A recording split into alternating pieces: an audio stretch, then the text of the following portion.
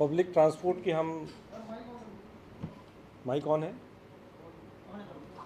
Public transport की हम जब भी बात करते हैं तो आम आदमी पार्टी या सरकार का और माननीय सीएम अरविंद केजरीवाल जी का हमेशा ही सपना रहा है कि जिस प्रकार से क्रांतिकारी काम शिक्षा के क्षेत्र में हुआ, स्वास्थ्य के क्षेत्र में हुआ और काफ़ी जो अलग अलग डिपार्टमेंट्स में हुआ, उसी प्रकार से दिल्ली में भी world class public infrastructure create हो और उसी को आगे बढ़ाते हुए एक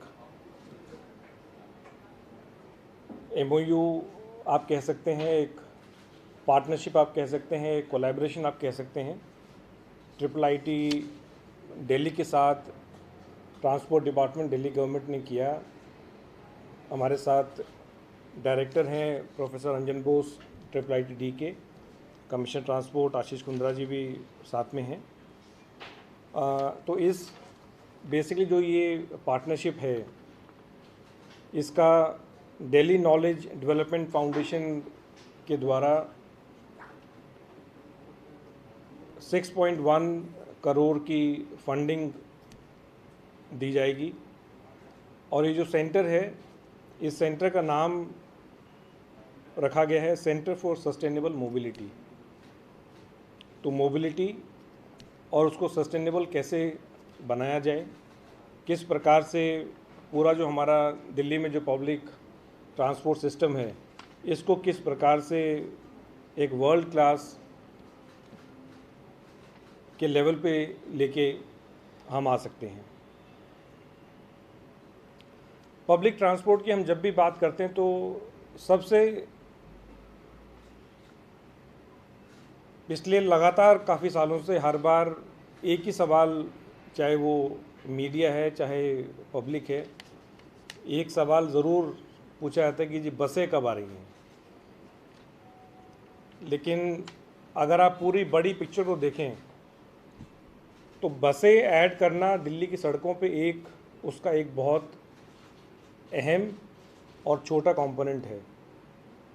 लेकिन किस प्रकार से हमारी बसें दिल्ली की सड़कों पे दौड़ेंगी, किस प्रकार से बसों की सर्विस मिल पाएगी, किस प्रकार से उन बसों की जानकारी पैसेंजर को मिल पाएगी, किस प्रकार से हम उन बसों को और रिलायबल हम बना सकेंगे, किस प्रकार से वो बसें सही टाइम पे आ रही हैं, उसकी जानकारी पैसेंजर को मिल पा रही है, नहीं मिल पा रही। जब तक इन चीज़ों को पैसेंजर तक, पब्लिक तक नहीं पहुंचाएंगे, मैं नहीं समझता कि हम पूरा हमारा जो ट्रांसपोर्ट सिस्टम है उसको हम वर्ल्ड क्लास कह सकते हैं। तो आज अगर हम बात करें सेंटर फॉर सस्टेनेबल मोबिलिटी, जो ये पार्टनरशिप है, तो कुछ चीज़ें आज हम प्रेजेंट की हल करेंगे और कुछ चीज़ें जो हमें फ्यूचर के लिए चाहिए होंगी उनको हम हल करेंगे। ये पूरा जो सेंटर है ये IIIT में दिल्ली में जो यूनिवर्सिटी है वहाँ पर स्टेशन होगा और इसमें टेक्नोलॉजी और डेटा का किस प्रकार से हम उनको एनालाइज करके, किस प्रकार से उन पे रिसर्च करके हम ट्रांसपोर्ट सिस्टम को और किस प्रकार से बेहतर बना सकेंगे, इस पे लगातार काम किया जाएगा। अगर आपको मैं सिर्फ छोटा सा एग्जांपल दूं, आपने देखा होगा कॉन्टैक्टलेस टिकटिंग, जो हम ओपन टिकटिंग प्लेटफॉर्म की बात करते हैं। ये कुछ महीने पहले IIIT दिल्ली की कोलैबोरेशन के साथ ही पहली बार शायद देश में किस प्रकार से ETM पे ना रिलाई करके, कंडक्टर पे ना रिलाई करके, किस प्रकार से पैसेंजर अपने मोबाइल से ही वो टिकट खरीद सकता है। ये एक सपना था जिसको साकार बनाया।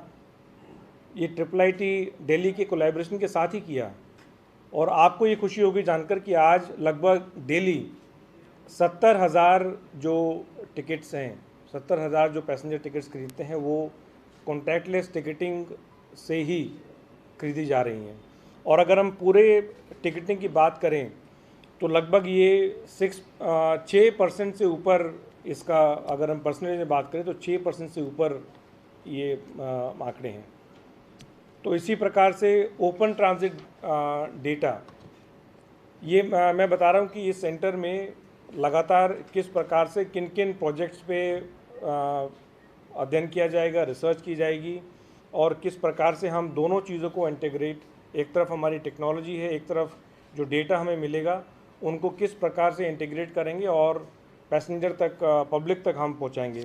तो इसी प्रकार से ओपन ट्रांजिट डेटा, कुछ टाइम पहले जितनी भी हमारी क्लस्टर की बसें थी उनकी लोकेशन पैसेंजर अगर चाहे तो वो रियल टाइम लोकेशन देख सकते हैं। तो आज जितनी भी डीटीसी की और जितनी भी क्लस्टर की जो बसें हैं वो सारी हम रियल टाइम उनकी लोकेशन देख सकते हैं। जो ये ओपन ट्रांजिट डेटा है इसका जो पूरा प्लेटफॉर्म किस प्रकार से बनेगा वो भी इसी सेंटर फॉर सस्टेनेबल मोबिलिटी है इसके द्वारा क्रिएट किया जाएगा। जो भी स्टार्टअप्स हैं जो और ऐप बनाना चाहते हैं, जैसे आज अगर हम बात करें तो लगभग 7 अलग अलग app open transit data use करके वो उस पर रिसर्च कर रहे हैं। तो जितने भी और भी लोग अगर डीटीसी की बसों की लोकेशन देख के उनका जो ओपन ट्रांजिट डेटा है, अगर क्लस्टर की जो बसेस की लोकेशन के ऊपर उनको बेस बना के अगर कोई भी अगर ऐप बनाना चाहते हैं तो वो भी बना सकते हैं। रादर जितने भी इस प्रकार के इनोवेटिव जो आइडियाज़ हैं और स्टार्टअप्स हैं, मैं उनको इनवाइट करूँगा कि ओपन ट्रांजिट डेटा की जो फैसिलिटी है, जो पूरी रियल टाइम में बसों की जो लोकेशन इस सेंटर के द्वारा दी जाएगी उसको बेस मान के अगर वो किसी प्रकार से अगर कोई इनोवेटिव आइडिया के ऊपर अपना ऐप बनाना चाहते हैं तो मैं उनका स्वागत करता हूँ। जितने भी हमारी इलेक्ट्रिक व्हीकल जो हमारी पॉलिसी है उसके द्वारा जितने भी हमारे इलेक्ट्रिक व्हीकल्स हैं और दिल्ली में जो भी चार्जिंग स्टेशन का पूरा जो इंफ्रास्ट्रक्चर क्रिएट होगा वो भी इसी सेंटर के द्वारा पूरा एक ऐप में इंटीग्रेट किया जाएगा, जिससे कि आप किसी भी अगर चार्जिंग स्टेशन की अगर लोकेशन आप जानना चाहते हैं, वो वेकेंट है, खाली है या ऑक्यूपाइड है, उसकी जो अवेलेबिलिटी है, इंफॉर्मेशन है, वो भी इसी सेंटर के द्वारा पूरा जो हमारा इलेक्ट्रिक व्हीकल जो एक ओपन डेटाबेस है उनकी लोकेशन के बेस पे वो पूरा ओपन होगा सबके लिए। उस पर भी अगर कोई रिसर्च करके अगर अपना कोई ऐप बनाना चाहते हैं तो उनका भी स्वागत है। ये सारी चीज़ें जो हमारा एक वन डेली ऐप है, ये सारी चीज़ें अवेलेबिलिटी, ये जितनी भी चीज़ें हैं ये सारी integration eventually one daily app में होगा। इसको और एक्सपेंड करते हुए हमारे जितने भी और भी हमारे जो पब्लिक ट्रांसपोर्ट के जो हिस्सा हैं, चाहे वो आरटीवीज़ हैं, चाहे ग्रामीण सेवा हैं, चाहे ऑटोज़ हैं, चाहे हमारी मेट्रो हैं, ये सारी चीज़ें इवेंचुअली वन डेली ऐप में इंटीग्रेट कर दी जाएंगी और उसका भी जो पूरा इंटीग्रेशन का जो काम है वो भी इसी सेंटर के द्वारा किया जाएगा। हमारे जितने भी अलग अलग बस क्यू शेल्टर्स हैं इन पे जो पैसेंजर इंफॉर्मेशन सिस्टम जो लगने हैं उसका भी पूरा इंटीग्रेशन का काम भी इसी सेंटर के द्वारा किया जाएगा। इसके अलावा यही मेन जो पॉइंट्स हैं इस सेंटर फॉर सस्टेनेबल मोबिलिटी के, ये मुख्य जो हैं बिंदु रहेंगे। इसके अलावा और भी जितनी भी चीज़ें हैं, जैसे हम रूट रैशनलाइजेशन की बात करते हैं कि किस प्रकार से रूट और साइंटिफिक हों, किस प्रकार से और जहां पैसेंजर का लोड है आगे आगे बढ़ते हुए, जिस प्रकार से अगर आपने देखा होगा और जो डेवलप्ड नेशंस है वहाँ जो सिटीज़ हैं, अगर किसी रूट पे किसी कारण से पैसेंजर का लोड अगर बढ़ गया है तो ऑटोमेटिकली ज़्यादा बसें उस पे डाइवर्ट हो जाती हैं। ये हमारा अल्टीमेट गोल होगा। ये भी इन सभी चीज़ों का इंटीग्रेशन भी इसी सेंटर के द्वारा होगा। नए रूट्स हैं, कहाँ से पैसेंजर ज़्यादा हैं, कौन से बस स्टॉप्स या कौन से हमारे जो बस टर्मिनल्स हैं वो कौन से ज़्यादा यूज़ हो रहे हैं, ये सारा डेटा जो भी इकट्ठा डेटा होगा, चाहे वो ETMs के थ्रू है, चाहे गूगल मैप के थ्रू है, चाहे हमारा जो GPS का डेटा है उसके थ्रू है, ये सारा इंटीग्रेशन और इसके ऊपर जो रिसर्च और एनालिसिस होगा वो इस सेंटर के द्वारा किया जाएगा। मुझे पूरी उम्मीद है कि जो माननीय सीएम अरविंद केजरीवाल जो सपना है कि दिल्ली को भी एक वर्ल्ड क्लास ट्रांसपोर्ट इंफ्रास्ट्रक्चर दिया जाए, मैं समझता हूँ अगर हम भविष्य की बात करें, अगर फ्यूचर की बात करें, तो आज उसकी नींव, उसकी हमने फाउंडेशन हमने रख दी है। और मुझे पूरी उम्मीद है कि दिल्ली सरकार, ट्रांसपोर्ट डिपार्टमेंट और इस centre for sustainable mobility IIIT के द्वारा हम बहुत बढ़िया और अच्छी चीज़ करेंगे। मैं प्रोफेसर डॉक्टर बोस को इनवाइट कर रहा हूँ, अगर आपके कुछ सवाल हैं तो आप उनसे भी पूछ सकते हैं।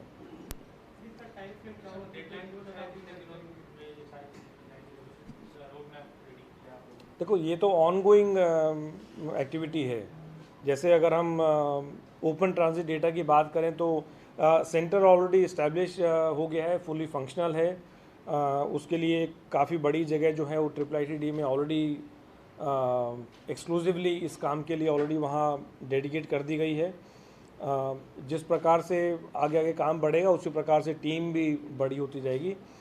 तो इसके तो अलग अलग टारगेट्स हैं। ये तो ऑनगोइंग एक्टिविटी होगी और ऑनगोइंग इसका पूरा काम चलता रहेगा। अगर ओपन ट्रांजिट डेटा की बात करें तो मुझे लगता है कि आगे आने वाले हमारा जो कमांड सेंटर जो कश्मीरी गेट पे जितने भी बसें हैं उनको यूनिफाइड तरीके से सारा जो GPS का डेटा और पैनिक बटन और CCTV का फीड जो हमारा कमांड सेंटर है वो अभी ट्रायल चल रहा है। मुझे उसकी भी पूरी उम्मीद है कि लगभग आने वाले 1 महीने में उसको हम अच्छे तरीके से चालू कर सकेंगे।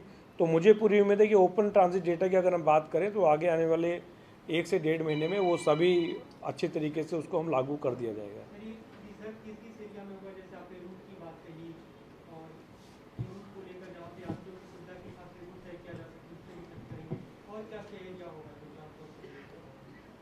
नहीं, अभी तो फ़िलहाल ये जो 4-5 चीज़ें मैंने बताई, जैसे ओपन ट्रांजिट डेटा है, ओपन टिकटिंग प्लेटफॉर्म है, EV electric vehicle open database है, पैसेंजर इन्फॉर्मेशन सिस्टम है, वन दिल्ली ऐप है, रूट रैशनलाइजेशन है।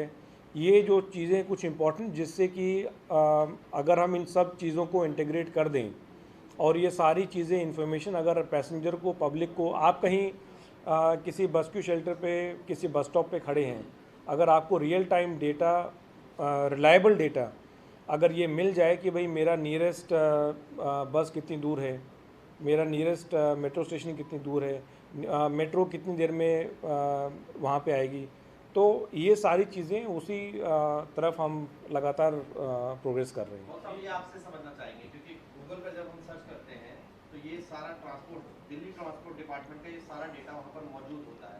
आप लोग इस पर कैसे काम करेंगे, क्योंकि आप क्या एक्सक्लूसिव जानकारी उस पर दे पाएंगे? पहली बात तो है कि ये बिल्कुल real time on the ground data के बेसिस पे होगा और दिल्ली स्पेसिफिक है। पहली बात तो ये। सेकेंडली, ये हमारे बसों पे हैं, हम जो अपने पैसेंजर्स का रियल टाइम उनका जो टिकटिंग प्रोवाइड कर रहे हैं, end to end solution provide कर रहे हैं, चाहे वो बस हो, right up to the metro station, last mile stop तक हम ये डेटा प्रोवाइड कर रहे हैं। तो ये जो पैसेंजर संतुष्टि जो है वो ध्येय में रख के किया जा रहा है, एंड टू एंड सोल्यूशन देने के। सर ने तो कैलाश जी ने बताया कि ऐसे प्रोसेस होगा, ये चला, आप कहाँ से काम शुरू कर रहे हैं और कहाँ तक ले जाके खत्म करेंगे, उसके बारे में एक बार बता दीजिए। बिल्कुल, तो काम काफ़ी हो चुका है। 6700 बसेस में ऑलरेडी हम लोगों ने इसका इम्प्लीमेंटेशन कर दिया है और ऑन द ग्राउंड इसको टेस्ट किया जा रहा है और फीडबैक के आधार पर इसको सुधार किया जा रहा है। और ये जो है आज की जो समस्या है ग्राउंड पे, ऑन द ग्राउंड जो समस्या है उनको सॉल्व किया जा रहा है, ये है। तो काम हो चुका है शुरू और इसको निरंतर हम सुधार करें। जैसे बिल्कुल, मैं उसी तरफ मेरा संकेत उसी तरफ था, मैंने कहा नहीं इतने क्लियर शब्दों में, लेकिन हम जब इंटीग्रेशन की बात करते हैं तो वो पूरा जो पब्लिक ट्रांसपोर्ट सिस्टम दिल्ली का है उसको किस प्रकार से इंटीग्रेट किया जाए ताकि जो पैसेंजर है उसके पास उसके मोबाइल पे एक ही ऐप के द्वारा हर चीज़ का फीडबैक, हर चीज़ की इन्फॉर्मेशन, हर चीज़ की लोकेशन जो है वो उसको उसके एक ऐप के द्वारा जो मिल जाए, यही हमारा अल्टीमेट गोल है, ताकि पूरा जो एक्सपीरियंस है पब्लिक ट्रांसपोर्ट को यूज़ करने का, उसको हम कैसे और बढ़िया, बेहतर, कंफर्टेबल और रिलायबल उसको हम बना सकें। जी मेरा सवाल था कि कई बार डीटीसी की बस के जो ड्राइवर है वो स्टैंड पे नहीं रुकते हैं और 2-3 लेन में किसी दिन को होते हुए चलते हैं, क्या इस ऐप से इसकी मदद मिल सकेगी या इसकी कुछ अलग से? हर बस क्यू शेल्टर की जियो फेंसिंग की जा रही है। जियो फेंसिंग मतलब उसको मैप पे, नक्शे पे एक कोऑर्डिनेट के द्वारा उसको चिन्हित किया जा रहा है कि भाई ये बस क्यू शेल्टर है। तो जो हमारी बस है वो हमारी जो बस बे में रुकनी चाहिए, जो उसकी डेजिग्नेटेड जगह है। अगर उसके बियॉन्ड अगर वो बस रुक रही है तो फिर इसी सेंटर के द्वारा और हमारा जो कमांड सेंटर है उसके द्वारा हम ये पता लगा सकते हैं कि इस बस को इस लोकेशन पे रुकना था, लेकिन इस लोकेशन पर ना रुक के वो 100 मीटर पहले या 50 मीटर पहले रुकी है। तो उसका भी पूरा एक खाका तैयार किया जा रहा है, किस प्रकार से हम ड्राइवर्स को सेंसिटाइज़ करेंगे, पहले उनको बताएंगे दोबारा। हालांकि ड्राइवर्स को तो ये चीज़ पता होनी चाहिए, लेकिन उस ड्राइव को चलाने से पहले पूरा बढ़िया तरीके से ड्राइवर्स को, कंडक्टर्स को भी सेंसिटाइज़ किया जाएगा कि भाई अगर हमें पैसेंजर का सफ़र बढ़िया बनाना है तो बस जो है वो बस बे में रुकनी चाहिए। उसके बाद भी अगर हमें लगता है कि कुछ इम्प्रूवमेंट नहीं है, आज के दिन तो हमारे पास कोई उस प्रकार का इंस्ट्रूमेंट नहीं है कि ये पता लगा सकें कि ये बस, ये तो सिर्फ हमें पैसेंजर से या जैसे मीडिया वाले जो बंधु हैं उनसे पता चलता है। लेकिन उसके बाद electronically we will have data कि ये बस जो है इसको यहाँ रुकना था और ये नहीं रुकी। सर जिस तरीके से केसेस बढ़ रहे हैं, पब्लिक ट्रांसपोर्ट में लोग नॉर्म्स फॉलो नहीं कर रहे हैं, तो क्या फिर से कैपिंग की बात चल रही है? बसेस में लिमिट तय करने की बात की 2 लोग बैठेंगे? कैपिंग तो ऑलरेडी है, आपने कैपिंग करी है कि सीट पर? स्टैंडिंग तो अलाउड है ही नहीं फिलहाल। अच्छा, आप कह रहे हैं कि नहीं, उसके नहीं देखिए, ये सारी चीज़ें जिस अगर सपोज केस और बढ़ेंगे तो फिर तो जो भी अगर कदम पहले उठाए थे वो दोबारा उठाने की ज़रूरत है। लेकिन जैसे कि सीएम साहब ने भी कहा कि हमारा कोई उस प्रकार का उस तरफ कठोर कदम उठाने का कोई अभी विचार नहीं है, लेकिन अगर सिचुएशन डिमांड्स तो जो भी करना होगा।